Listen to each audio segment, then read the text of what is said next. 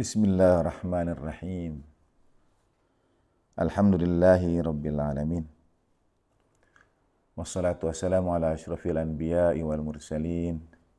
Sayyidina wa maulana wa habibi ilahil alamin.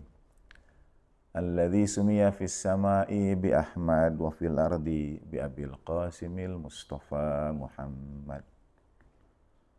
Wa ahli baitihi tayyibin at-tahirin la siyama baqiyatillahi fil ardin arwahuna wa arwahul alamin li turabi maqdamihil fida wa sayyidatina Fatimah Zahra wa maulatina Khadijatal Kubra wa jami'i ahli baitin nubuwah wa ma'dinir risalah wa anbiya'illahi wa rusulihi wa malaikatihi wasiddiqin wasyuhada'i wassalihin wa hasuna ulaika rafiqa. Assalamu alayka ayyuhan nabiyyu wa rahmatullahi wa barakatuh. Assalamu alayna wa ala ibadillahis salihin. Assalamu alaikum warahmatullahi wabarakatuh. Asyhadu an la ilaha illallah wahdahu la syarikalah wa asyhadu anna sayyidana wa maulana Muhammadan abduhu wa rasuluh la nabiyya ba'dah. Allahumma salli wa sallim wa barik ala sayyidina Muhammad wa ali sayyidina Muhammad wa ajil farajahum syarif warzuqna fid dunya ziyaratahum wa fil akhirati syafa'atahum. Saudara sekalian rahimakumullah, alhamdulillahirabbil alamin. Berjumpa kembali dalam lanjutan kajian Salatul Khasyi'in, salatnya orang-orang yang khusyuk. Mensyarah kitab dari Al-Allamah As-Sayyid Abdul Husain Dastaghib. Teriring puji syukur kehadirat Allah Subhanahu wa taala, salam salawat pada baginda Nabi Rasulullah sallallahu alaihi wasallam, dan doa kita untuk para ulama, guru-guru kita sepanjang sejarah. Mengapa salatul khasyi'in? Mengapa salatnya orang-orang yang khusyuk? Bukan hanya karena Al-Quran juga mengingatkan, a'udzubillahi minasyaitonirrajim, fawailul lil musallin, maka merugilah, celakalah, neraka wail bagi orang-orang yang salat.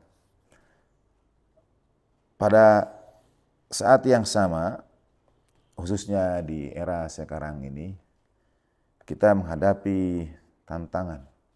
Satu masa, satu generasi yang tumbuh dalam begitu banyak percepatan teknologi yang tidak pernah dialami oleh manusia lainnya sepanjang sejarah.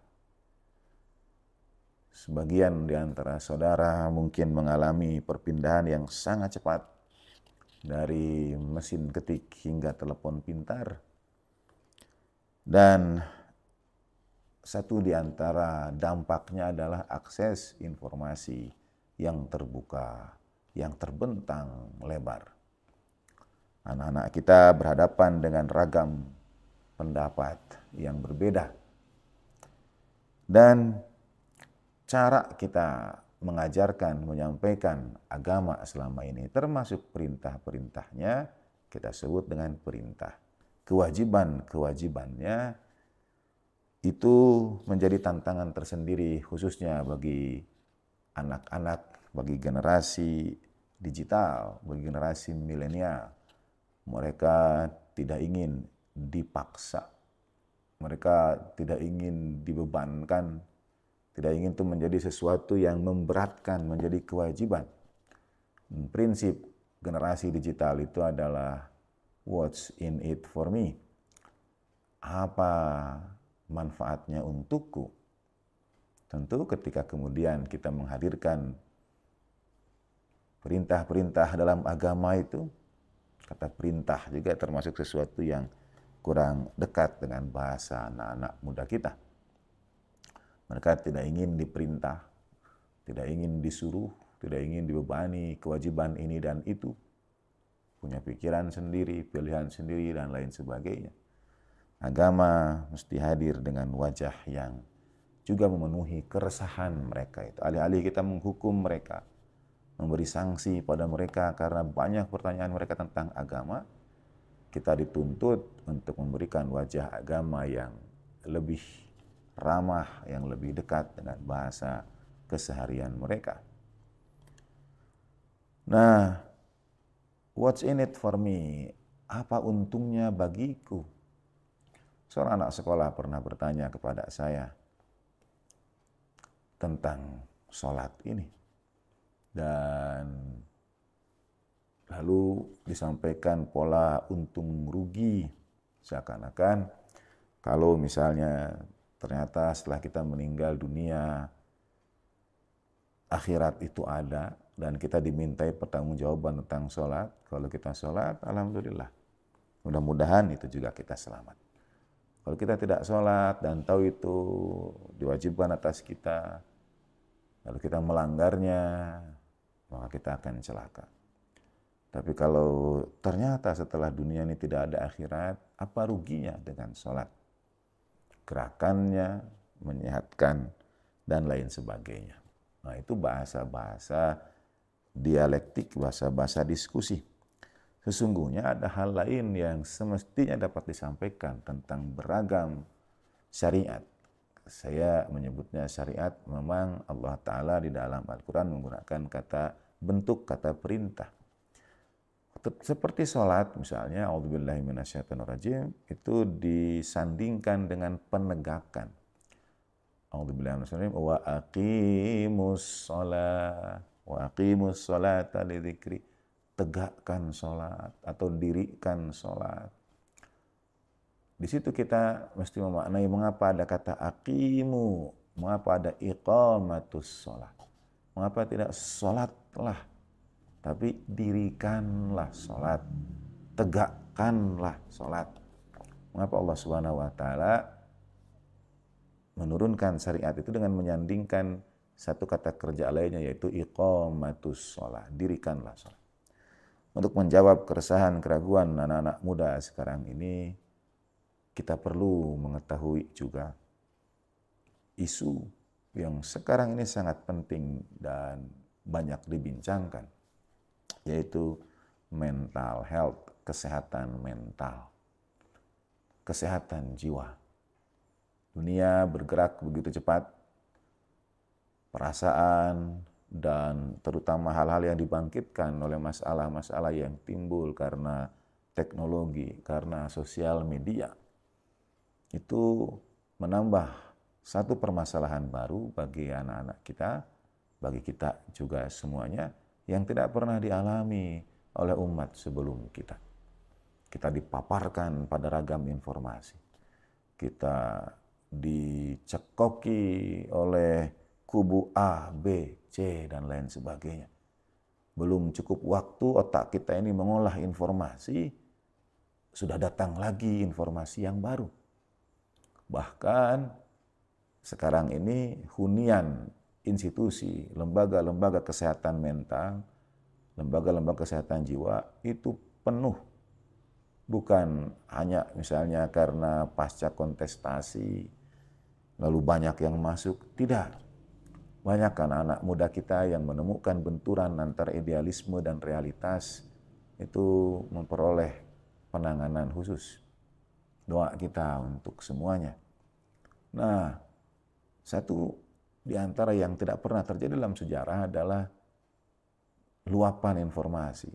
Aplikasi-aplikasi video singkat seperti short di YouTube, TikTok, snack video misalnya, dan lain sebagainya.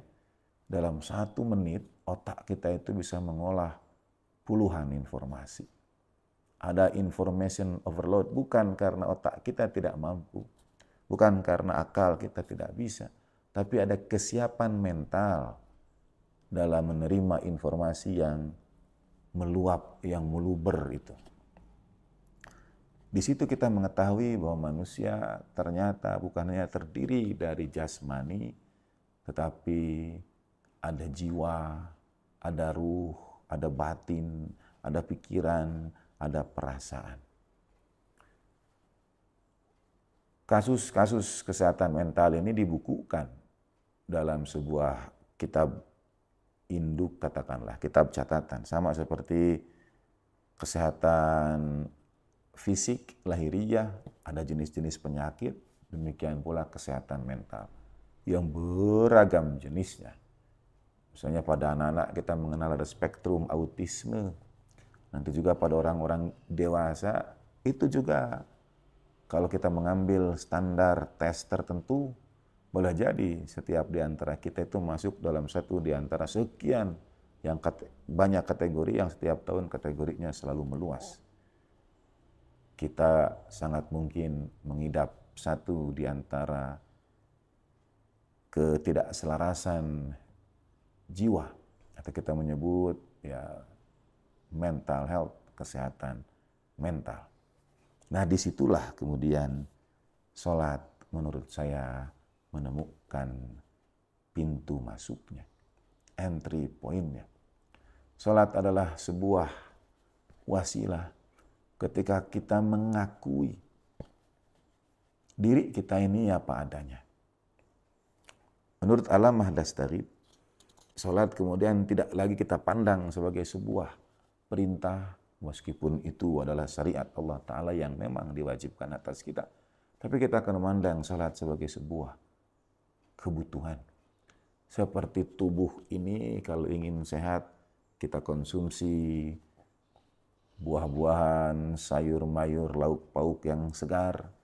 Ada kita berolahraga, kita paksakan tubuh kita itu untuk berolahraga. Misalnya demi supaya dia sehat. Demikian pula ketika kita mengenal ruh kita, mengenal jiwa kita, mengenal batin kita, dan tahu apa yang dapat membuatnya sehat, dapat membuat ruh itu sehat, kita akan dalam tanda petik bukan hanya memaksakan, menjadikannya sebuah kebutuhan. Sebelum kemudian ia kita nikmati.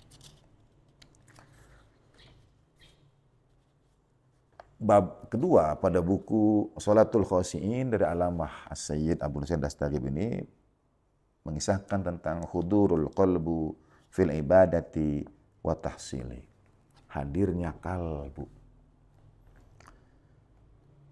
Satu di antara kunci untuk sholat yang khusyuk adalah hadirnya kalbu. Hadirnya kalbu ini yang bagaimana? Sebelum masuk kepada bahasan tentang menghadirkan kalbu itu, beliau mendefinisikan terlebih dahulu apa yang dimaksudkan dengan qalb. Qalb ini kadang merujuk taratan tutlaqu kalimatul qalbi taratan ala tilkal qat'ah minal lahmi alwaqi'ah ilal yasari sadri bisiklin sanubari. Kadang qalbu itu dirujuk kepada satu bagian daging yang terletak di sebelah kiri dada, yang bentuknya itu seperti sanubari. Jadi yang kita sebut jantung. Wa min khilali harakatihi wa durubatihi yatadaffaq minhu dam alladhi yuwalliduhu al-kabad. Dari gerakannya, dari fungsi jantung itu memompa darah. Bergerak. Darah itu dialirkan ke seluruh tubuh kita. Nah, wa biwasitatihi yatimul hissi wal haraka fil badan. Dan karena wasilahnya juga, karena jantung itu juga, maka seluruh indera kita, seluruh pergerakan kita itu berjalan dengan sempurna. Tubuh ini kalau tidak dialiri darah, segala sesuatunya berhenti, atau dalam tanda petik memang faktanya begitu, dia akan membusuk. Jadi bagian yang tidak dialiri darah, dia akan membusuk. Wa yusammihi al-hukama birruhil hayawaniyah. Karena kalbu ini jatuh dalam hal ini jantung, jadi beliau memaknai kalbu secara bahasa kadang dinisbatkan pada satu bagian dalam tubuh, yaitu jantung kita ini, yang memompa darah ke berbagai unsur dalam tubuh, yang membuatnya hidup, yang membuatnya bergerak, sehingga orang-orang arif menggelarinya ruh al-hayawaniyah, ruh hayawani. Jadi gerakan jantung yang membuat tubuh kita bergerak itu disebut dengan ruh hayawani. Manusia termasuk genus hayawan, artinya hayawan itu ya hewan. Tentu kita akan keberatan kalau kita disebut sebagai binatang.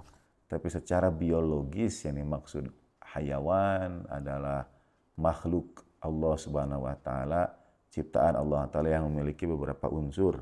Misalnya punya tubuh fisik ini, punya hati, punya jantung, punya kaki, punya mata, punya telinga, dan lain sebagainya. Itu disebut dengan hayawan. Dalam istilah mantik, istilah logika, manusia disebut dengan hayawanun natiq, hewan yang dapat berbicara, yang dapat berpikir, yang dapat bernarasi, memberikan cerita. Jadi kita ini hayawan. Nah, jantung itu disebut sebagai ar-ruh al-hayawaniyah. Pada saat yang sama, kadang-kadang juga kalbu itu selain tadi dimaknai oleh jantung, al-qalbu wa hunaka ma'nan akhar lil qalbi lughatan fa mushtaqun minat taqallub. Tapi kalbu juga punya makna yang lain, yaitu diambil dari taqallub. Taqallub itu artinya pergerakan yang berbolak-balik, taqallub, bolak-balik. Li'annahu mutaqallabun bainal aqli wat taba. Karena posisi yang disebut kalbu ini, dia bolak-balik antara akal dan naluri. Jadi perjalanannya itu di tengah-tengah antara akal dan naluri. Ketika kalbu dimaknai sebagai jantung, pada saat yang sama juga ada indera yang kita rasakan dengan darah yang bergerak itu. Tubuh kita beraktivitas, berkegiatan, kita menjalani kehidupan, mengetahui rahasia detak jantung itu. Menurut Alamah Dastaghib, wa biwasitati ma'rifatin nafs yatawassal ila ma'rifatillahi ta'ala. Sesungguhnya manusia itu dengan melihat pada dirinya sendiri, melihat pada tubuhnya sendiri, pada kesempurnaan ciptaan Allah Ta'ala dalam dirinya. Man arafa nafsahu faqad arafa rabbah. Barang siapa yang mengenal dirinya, dia akan mengenal Tuhannya.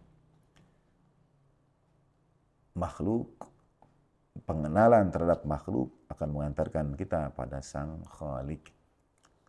Jadi mengenal ciptaan akan membawa kita pada mengenal Sang Pencipta. Dunia modern, sains dan kedokteran sangat tahu betapa sempurnanya tubuh manusia itu. Betapa tidak tergantikannya oleh yang lainnya. Mungkin kalaupun ada diganti, transplant dan sebagainya, tetap oleh organ yang sama, yang adalah ciptaan Allah Subhanahu wa taala. Saudara punya satu jantung dalam tubuh saudara, menjadi prosesor yang mengalirkan seluruh darah dalam tubuh saudara. Ciptaan Allah Ta'ala yang teramat luar biasa kompleksnya, sempurnanya, yang belum dan tidak akan dapat digantikan oleh apapun juga. Ginjal kita, paru-paru kita, dan lain sebagainya. Itu satu makna qalb sebagai prosesor dalam tubuh kita. Yang kedua adalah qalb yang berarti taqallub, diambil dari kata taqallub, yang berganti-ganti, yang berpindah-pindah, yang beralih-alih, bainal aqli wat taba, antara akal dan naluri. Bimakna annahu taratan yuti'u aqlal insan wa ukhra yuti'un nafsa wa taba.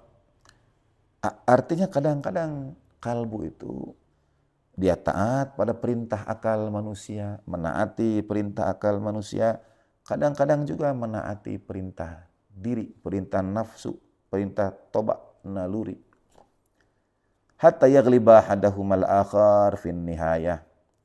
Hatta yaghliba ahaduhuma al-akhara fin nihayah. Sampai akhirnya satu di antara keduanya itu mengalahkan. Jadi kalbu ini dia bergonta-ganti, disebut kolbu karena takallub antara akal dan toba dan naluri dan insting, sesuatu yang bersifat alami.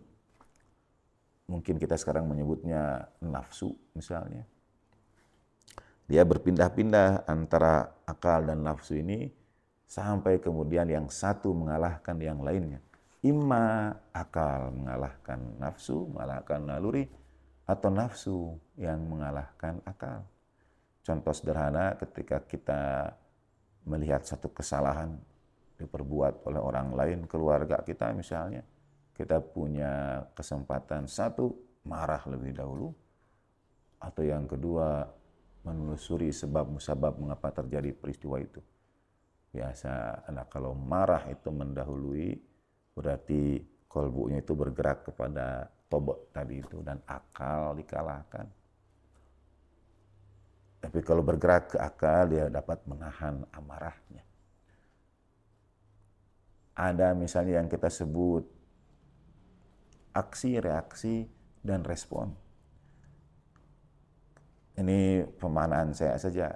Kalau reaksi, ibarat mungkin ada orang yang menampar kita, memukul kita, lalu kita balas, tampar balik, pukul balik. Itu reaktif. Kita berlaku reaktif. Tapi kalau kita renungkan dulu, kita pikirkan dulu, itu yang kita sebut responsif. Ya. Nah, yang reaktif itu toba, yang responsif itu akal. Kita merespon, memberi jawaban dengan sebaik-baik bentuk. Ada orang berbuat ini dan itu pada kita. Kita bisa reaktif, tapi juga bisa responsif. Dalam keberkahan bulan suci, dalam keberkahan silaturahmi pada hari-hari yang fitri, kita upayakan pada saat-saat penuh berkah itu, kolbu itu berada pada tataran akal, bukan pada tataran toba atau nafsu atau naluri. Kita dibimbing oleh akal kita itu. Dan fa'indama yaghlibul wa yahkumu mamlakatal insan. Kalau akal yang berkuasa, yang menang atas naluri itu, ia menjadi raja, ia menguasai, mengatasi kemanusiaannya. Artinya kalau akal yang berkuasa, itu kerajaan insaniyah. Yusbihul insan sa'idan wa yartaqi fi madarijil kamal ila mudhafil malaikati wa aktar.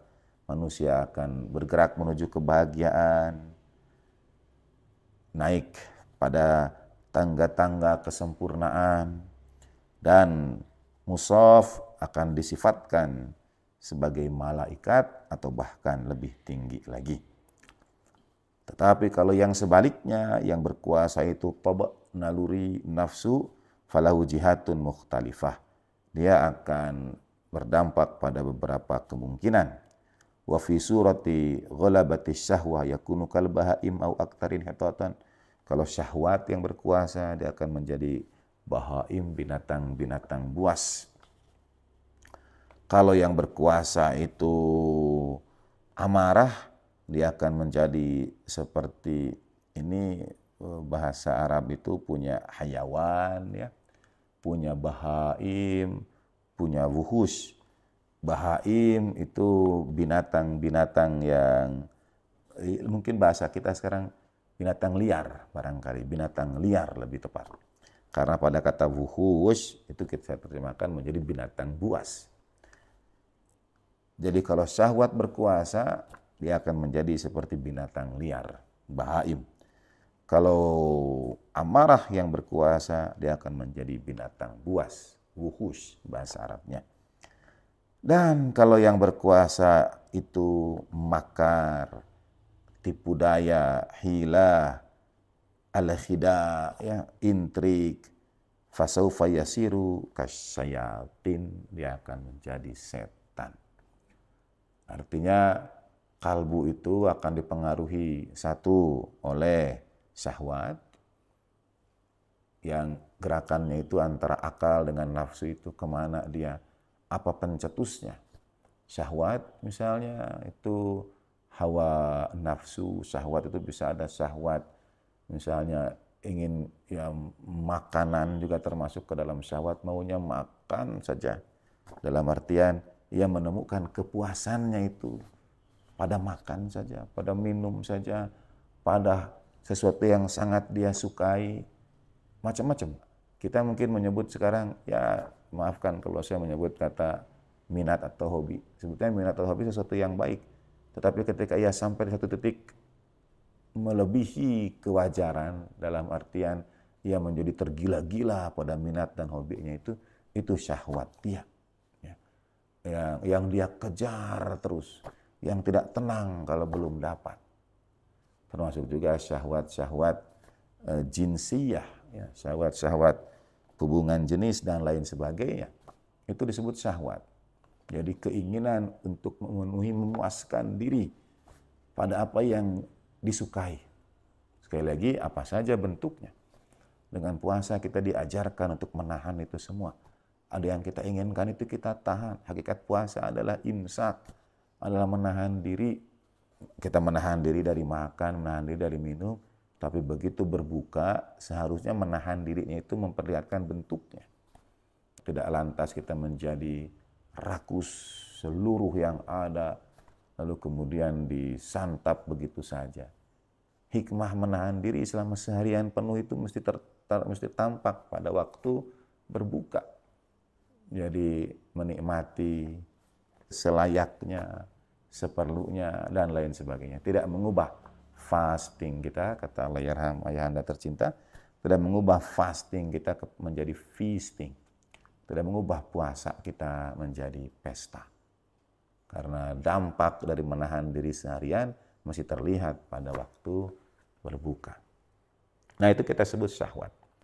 Atau pada syahwat-syahwat yang lainnya, keinginan memuaskan pada yang lain, termasuk syahwat kekuasaan, syahwat kuasa.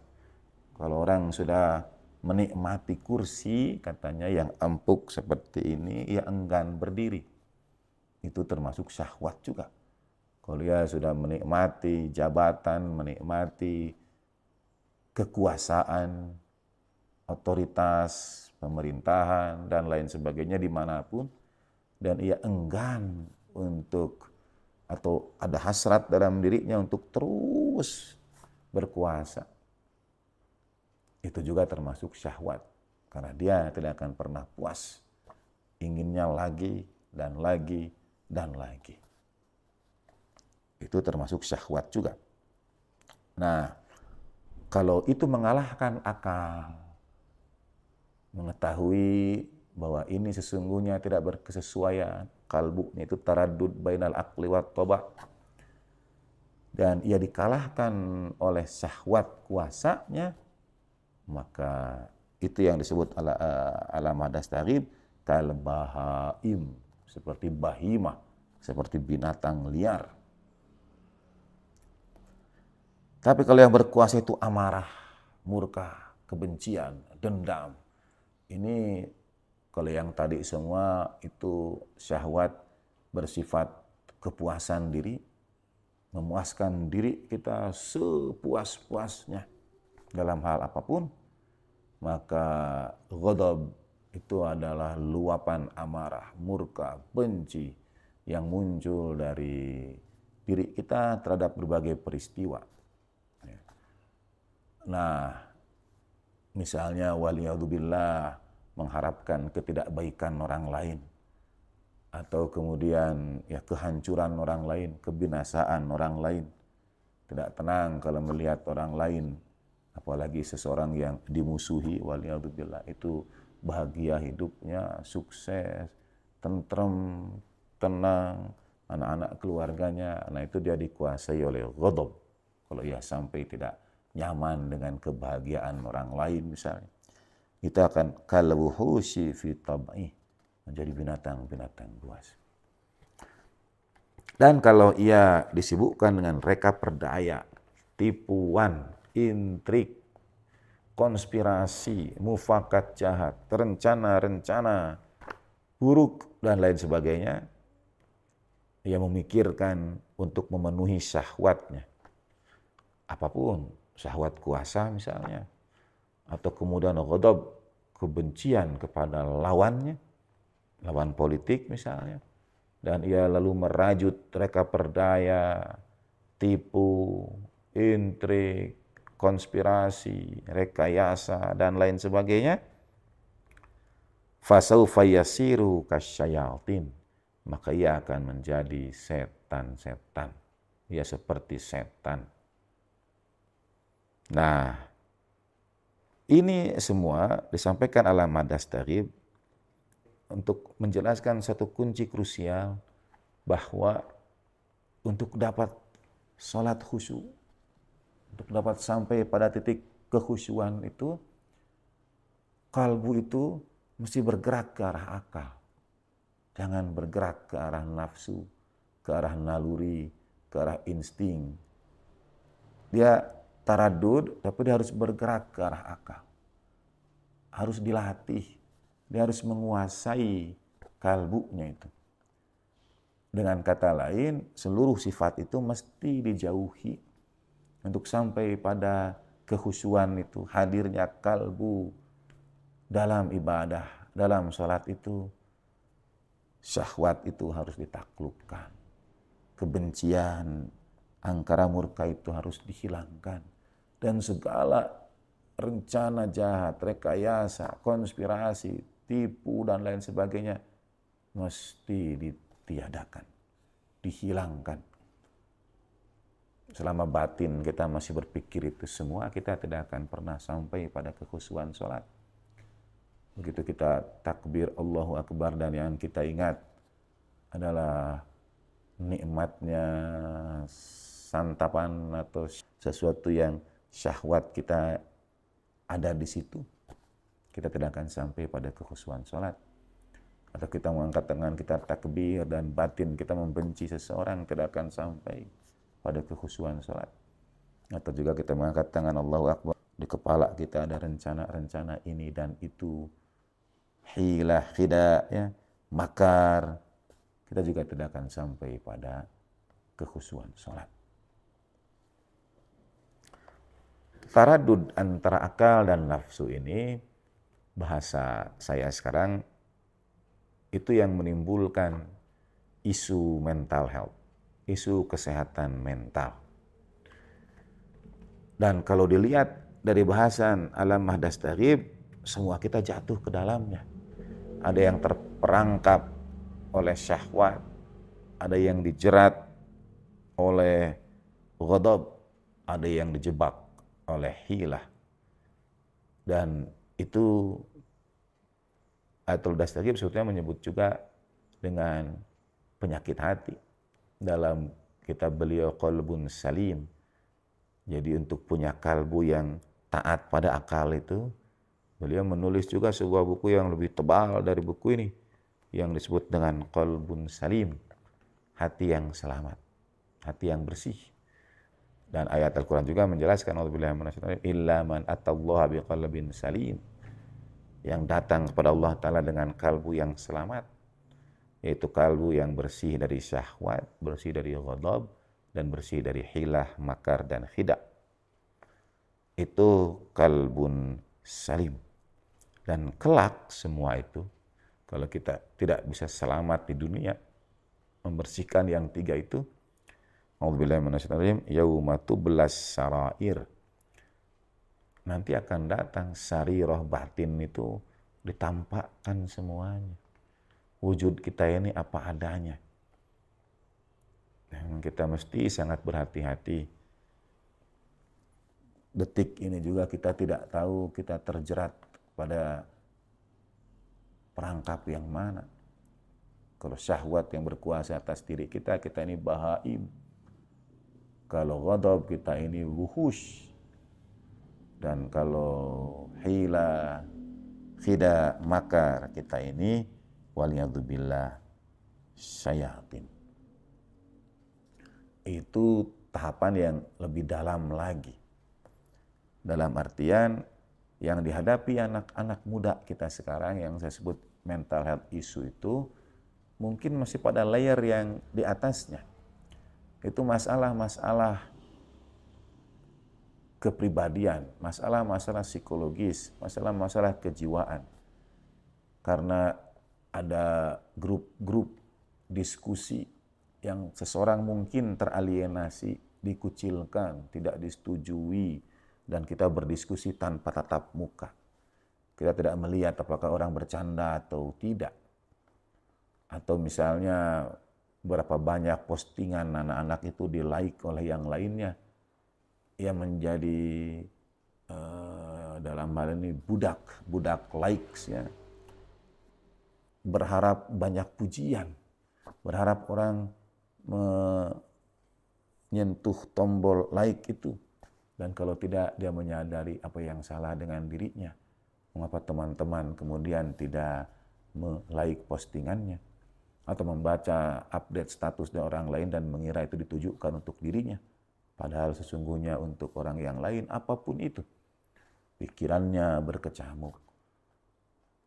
Nah, untuk sampai pada itu semua, bisa satu di antara jalannya menyampaikan kepada anak-anak, what's in it for me, yaitu kita ini hidup, dunia digital ini hidup di era play and fast forward button. Jadi remote di tangan kita itu adalah remote mainkan dan remote percepat. Sesekali kita perlu, yang kita pencet itu adalah tombol pause, tombol kita jeda sejenak, rehat sejenak, demi kesehatan mental itu. Lepaskan misalnya, Allahumma fukka kulla asir, doa di bulan suci. Ya Allah, bebaskan mereka yang terbelenggu, bukan hanya mereka yang berada di balik jeruji, tetapi belenggu yang kita ikatkan pada tangan kita.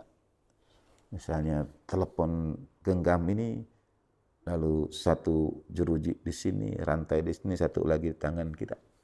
Kita kemana-mana terikat. Nah, jedaklah sejenak, lepaskan itu semua.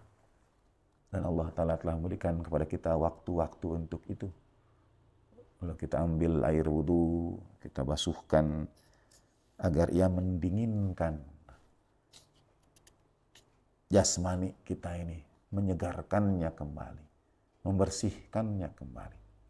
Ketika ada seorang sahabat bertanya pada baginda Nabi SAW, kama qala, tentang makna salat itu, tentang makna wudu dan salat itu, baginda Nabi sampaikan, bagaimana menurutmu kalau ada seseorang yang membersihkan dirinya setiap kali, membersihkan dirinya 3 kali, membersihkan dirinya 5 kali.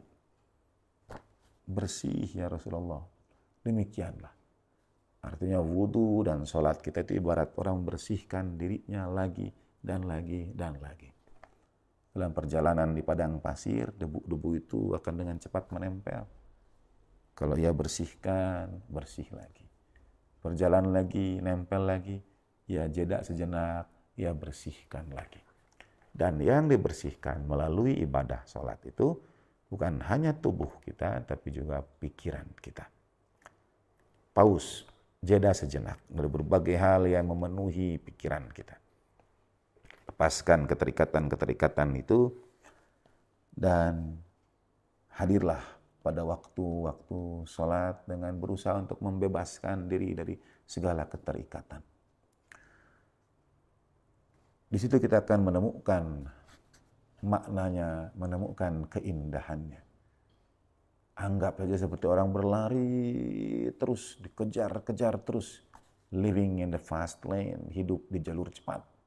Sesekali menepiklah, tarik nafas dalam-dalam, mengambil udara segar, sholat dalam tanda petik ibarat yang demikian.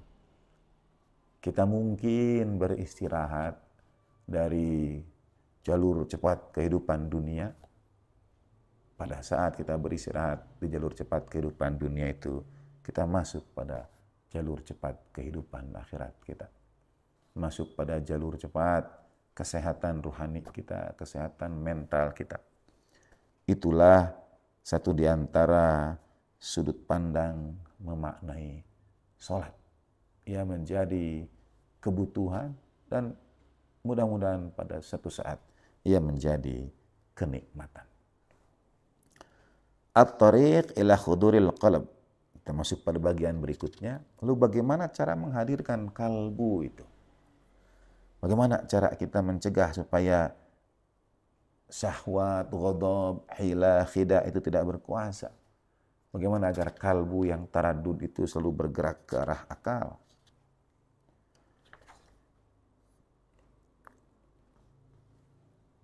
menurut Alamah Dasdari, satu di antaranya adalah ammal husulu ala khuduril qalbi fis shalah fayatawaqqaf ala tahsilil muqtada wa raf'il ma'ani. Itu bergantung kepada meluruhkan hambatan-hambatan. Jadi supaya kalbu itu hadir, mengenal hambatannya, seperti tadi syahwat, ghadab, dan khida. Lalu berusaha untuk meluruhkannya. Raf'il mawani, mengangkat rintangan-rintangannya. Binisbah ilal muqtada, fayajib awalan an takuna as-shalah fi nadharil musalli aham min kulli syai'. Karena itu sangat diperlukan. Kalau kita anggap kita bergerak itu ada rintangan di jalan kita, jalan raya misalnya, maka supaya jalur kita itu bisa sampai ke tujuan, kita bersihkan rintangan itu. Tapi yang kedua, kita harus tahu tujuan, tahu maksud, tahu mengapa kita sholat, tahu what's in it for me dari sholat itu, apa yang diperoleh dari sholat itu.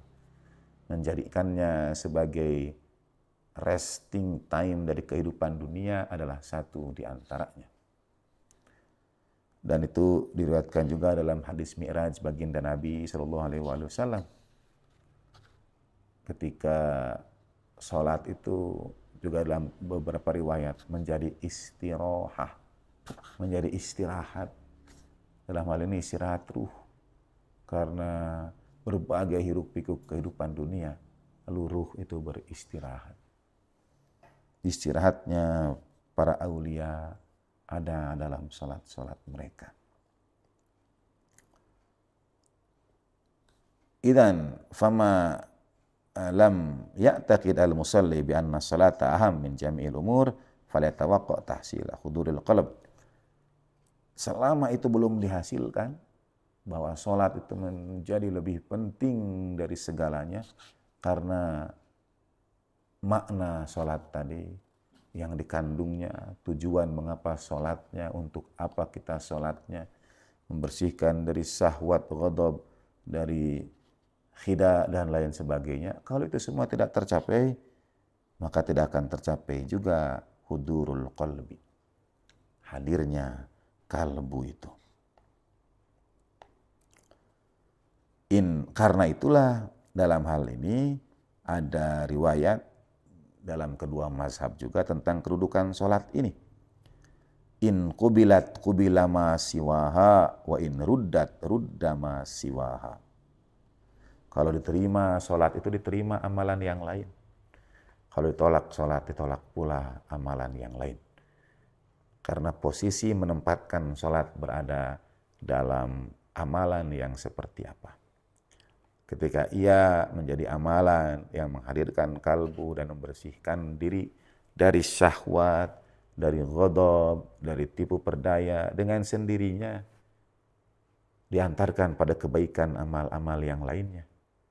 Tapi kalau sholat yang dilakukan tidak tanha anil fahsyai wal munkar itu, kalbu yang taradudnya tidak bergerak ke arah akal dan yang berkuasa adalah fahsya dan munkar, maka sholatnya tidak disebut sholat karena tidak mencegah dari perbuatan keji dan munkar. Wa in ruddat rudda ma siwaha. Wa aslul masalah anna mahabbatad diddain mustahilah. Masalahnya adalah menurut Alamah Dasdari, untuk meyakinkan tidak ada tujuan yang lebih besar dalam menghadirkan hati itu kecuali dengan akal menaklukkan nafsu. Beliau merujuk kepada ayat Al-Quran, A'udzubillahi minasyaitonirrajim, surat Al-Ahzab ayat keempat. Ma ja'alallahu lirajulin min qalbaini fi jawfih. Allah Ta'ala tidak jadikan bagi seseorang itu dalam jaufnya, dalam dirinya, dalam sanubarinya itu ada dua kalbu. Jadi kalbu tidak mungkin bersemayam dua cinta. Dalam hal ini antara akal atau nafsu. Saudara tidak bisa maknai maksudkan dua cinta itu satu cinta cinta orang tua dan cinta anak. Itu satu cinta masih. Tapi ini antara akal dan nafsu. Tidak mungkin ma ja'alallahu lirajulin min qalbain fi jawfih. Tidak mungkin ada dua kalbu. Kalau akal berkuasa. Kalau akal tidak berkuasa, nafsu yang berkuasa. Tidak mungkin di antara keduanya. Nah, bagaimana caranya? Apa motivasi utama, penggerak utama? Apa gravitasi yang menarik kepada toba, yang menarik pada naluri itu? Menurut Alam Dastagib, gravitasi utamanya, magnet terbesar dari syahwat, dari ghadab, dari hila, makar adalah hubbud dunya, cinta dunia. Jadi syahwat karena cinta dunia, ghadab karena cinta dunia, tipu, reka, perdaya semua itu karena cinta dunia. Al-muhibbu lid-dunya la yaltadz bil ibadah. Orang yang cinta dunia tidak akan pernah merasakan kelezatan beribadah. Yaqulu Nabiullah Isa bin Maryam alaihi salatu wassalam. Nabiullah Isa alaihi wassalam bersabda, bihaqqin, dengan kebenaran, dengan keyakinan, dengan hakikat, aqulu lakum kama yanzurul maridu ila tayyibit ta'am fala yaltadzahu ma'a ma yajiduhu min syiddatil waja'.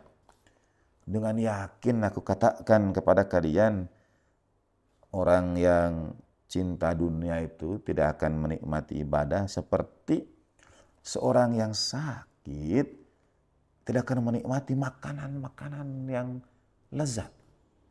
Makanan-makanan yang enak, nikmat, kalau saudara jatuh sakit, hambar rasanya. Saudara kehilangan indera perasa itu. Mau dipaksa juga tidak enak, tidak kuat, tidak masuk. Saya kira kita semua pernah mengalaminya, saya mengalaminya juga. Jadi ketika sakit itu seenak apapun makanan, tidak ada selera, tidak ada rasa, hambar. Padahal itu nikmat karena tubuhnya sedang sakit. Karena syiddatil wajah, karena demam yang sangat tinggi, ya, karena demam itu dia menggigil, tidak nikmat apapun juga. Makan itu tidak enak, dia kehilangan kelezatan karena tubuhnya sakit. Kadzalika sahibud dunya la yaltadzu bil ibadah. Demikian pula para pecinta dunia itu tidak akan menikmati kelezatan ibadah.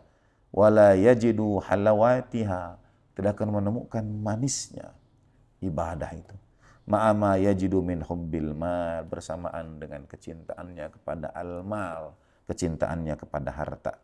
Bihaqqin naqulu lakum, dengan sepenuh kebenaran, keyakinan, demi hak aku katakan kepada kalian, kata Nabiullah Isa alaihi wasallam, innal abda la yaqdir ala ay yaqdima rabbain. Hamba itu tidak akan mampu, tidak akan bisa berkhidmat kepada dua Tuhan. Jadi seorang hamba, seorang budak tidak akan bisa berkhidmat pada dua tuan, pada dua majikan. Seorang hamba tidak akan bisa berkhidmat pada dua Tuhan. Wala mahalata annahu yu'thiru ahadahuma 'alal akhar wa in jahida. Tidak bisa juga walaupun dia berusaha untuk dapat mempengaruhi satu di antara yang lainnya. Kadzalika la yajtami'u lakum hubbullah wa hubbad dunya. Demikianlah tidak akan pernah berhimpun, tidak akan pernah bergabung, tidak akan pernah bersatu bagi kalian kecintaan kepada Allah dan kecintaan kepada dunia. Demikian menurut Nabiullah Isa alaihissalam, sebagaimana dikutip oleh Allamah Dastagib.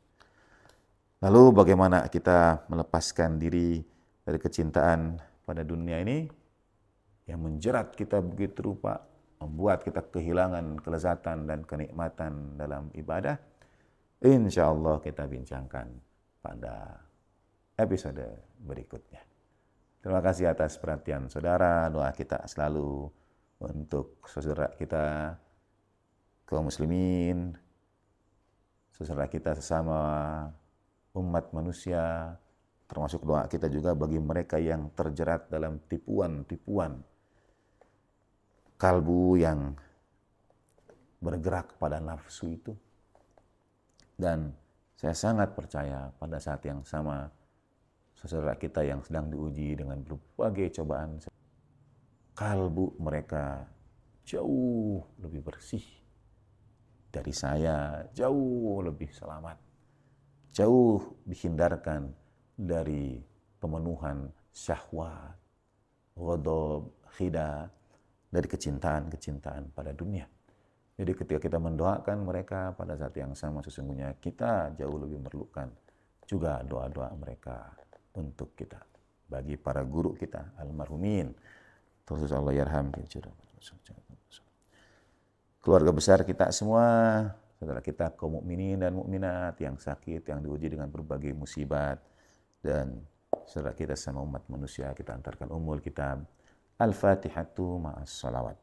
Allahumma salli ala sayyidina Muhammad wa ala sayyidina Muhammad. Allahumma salli ala sayyidina Muhammad wa ala sayyidina Muhammad. Allahumma salli ala sayyidina Muhammad wa ala sayyidina Muhammad wa ajil farajahu syarif. Warzuqna fid dunya ziyaratahum wa fil akhirati syafa'atuhum. A'udzu billahi minasyaitonir rajim. Bismillahirrahmanirrahim. Alhamdulillah rabbil alamin arrahmanir rahim maliki yaumiddin. Iyyaka na'budu wa iyyaka nasta'in ihdinas siratal mustaqim. Siratal ladzina an'amta 'alaihim ghairil maghdubi 'alaihim waladdallin. Terima kasih kepada kru seluruhnya dan saudara dapat mengakses kajian juga bukunya pada admin buku Salat Orang yang Khusyuk. Wa'alafu minkum wa sallallahu ala sayyidina Muhammadin wa ali tahirin walhamdulillahirabbil alamin.